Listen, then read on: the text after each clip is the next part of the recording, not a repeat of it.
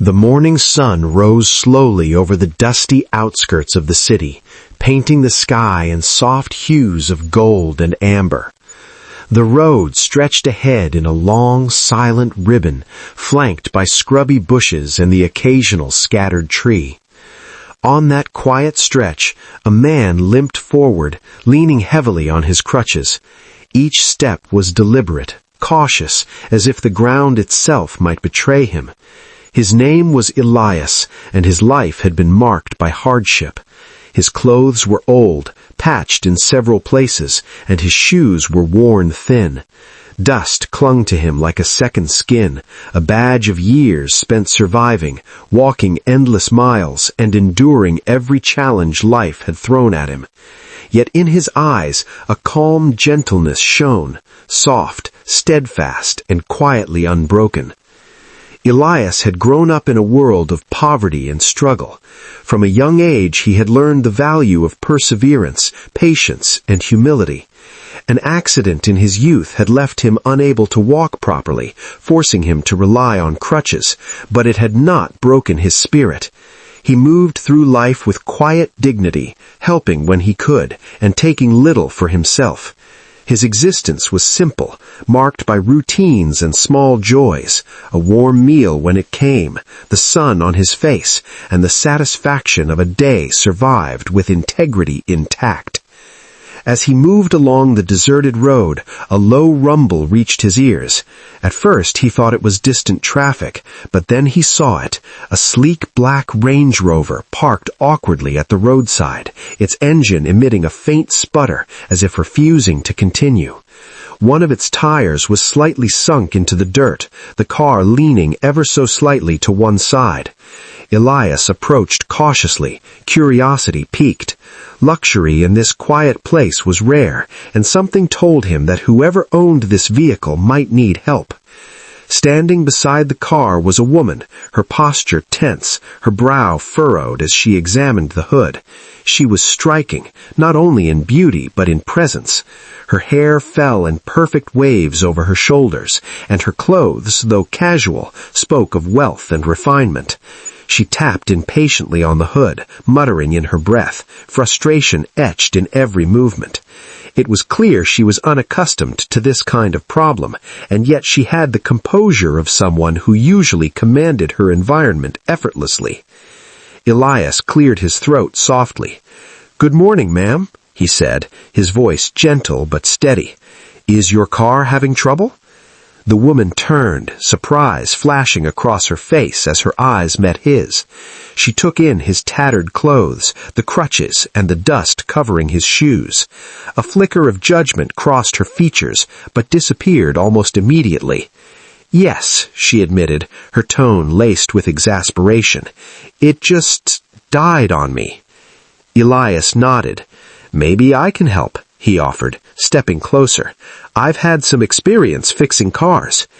"You can fix cars?" she asked, raising a perfectly arched eyebrow. "I can," he replied simply, his calm tone reassuring. "If you like, I can take a look." Her eyes narrowed in disbelief for a moment, but then she stepped aside, allowing him access to the vehicle. Elias positioned himself carefully, leaning on his crutches as he opened the hood. His hands, though rough and calloused, moved with careful precision. He checked wires, adjusted connections, and murmured quietly to himself, a blend of focus and practiced knowledge guiding every motion. The woman watched him, initially with skepticism, then with curiosity. She had known mechanics in pristine workshops, clad in uniforms, all expecting payment or recognition. Yet here was someone, ragged and modest, working with skill and patience, expecting nothing in return. There was something quietly extraordinary about him, something she could not ignore. Days passed, then weeks. Vivian found excuses to encounter Elias again, under the guise of coincidence. Each time she saw him helping someone, moving through his world with dignity despite limitations. Slowly, admiration grew into affection, and then, without warning, into love. She began to support him in small ways, paying overdue bills, providing medical care, and ensuring he had the tools to move more comfortably. Each gesture was met with quiet gratitude, never entitlement, and each day her admiration deepened. Elias, too, felt the shift. He was unaccustomed to such care, such kindness offered without expectation. Yet the sincerity in Vivian's eyes, the consistency of her actions, began to open something in him he had long thought closed. Hope. A cautious warmth bloomed inside him, and with it, a tentative sense of possibility. One evening, as the sun dipped low, painting the sky in shades of orange and violet, Vivian invited Elias to dinner at her home. She had arranged it simply, keeping the setting intimate, with soft music and candlelight. The atmosphere felt private, almost sacred, and Elias, though nervous, was willing to step into it. "Elias," she began, her voice trembling slightly, "I know this may seem sudden, but I have feelings for you. You've shown me kindness, patience, and strength I've never known. I'm in love with you." Elias's breath caught. His life had been a continuous struggle, yet he had never imagined a moment like this. Someone from her world loving him, not for pity or novelty, but genuinely, fully. He searched for words, but found none sufficient. Vivian reached across the table, taking his hand. "You don't have to answer now. Just know that I want to be with you. I want to show you that love can be real, even when life seems unfair." Elias looked into her eyes, seeing sincerity, compassion, and something unshakably genuine. Slowly, a smile spread across his face. "Yes," he said simply, "I will be with you." Vivian's laugh, full and warm, echoed softly in the room. The moment solidified their bond. From that day, Elias's life changed, not because the world had become easier, but because he was no longer alone. Vivian's love became his steady presence, giving him courage and hope. And for Vivian, Elias's unwavering integrity and gentle heart became a source of grounding, a love neither status nor wealth could replicate. Months passed, and their love only deepened.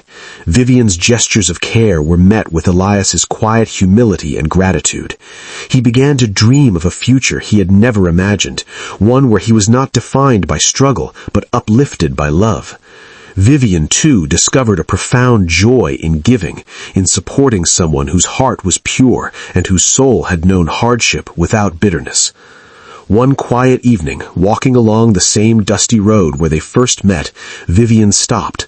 The stars shone faintly above, and she turned to him, eyes glimmering.